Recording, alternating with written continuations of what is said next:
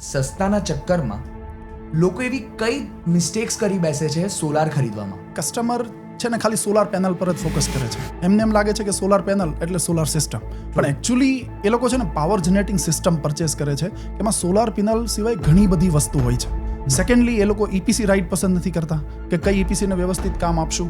Plus અમને તો ઘણીવાર એવા કિસ્સાઓ ફેસ થયા છે કે કસ્ટમરને અમે ઇન્સિસ્ટ કરીએ કે આપણે પ્રોજેક્ટ એક વિઝિટ કરી લઈએ કે જે અમે ઇન્સ્ટોલ કર્યો છે, તમને ખબર પડશે ક્વોલિટી કોને કહેવાય અથવા તો કેવી સર્વિસ આપી શકે છે આ લોકો. અમારા એક્ઝિસ્ટિંગ કસ્ટમર પાસેથી તમે રિવ્યૂ લઈ લો. કસ્ટમર લાંબુ વિચારતા નથી. એ જ્યારે પ્રોજેક્ટ આપવાના હોય ને ત્યારે ખાલી કહી દેશે કે આમાંથી કયું બેસ્ટ છે, બસ આપી દો, વાત પતી ગઈ. પણ મને એવું લાગે કે સસ્તાના ચક્કરમાં એ લોકોને લોસ તો ઘણો છે, કેમ કે ક્વોલિટી એ લોકો ફોકસ કરતા નથી, પ્લસ સર્વિસ એ લોકો ફોકસ કરતા નથી. તો અંતે આ 25 વર્ષ સુધી તમારી સાથે રહેવાનું છે.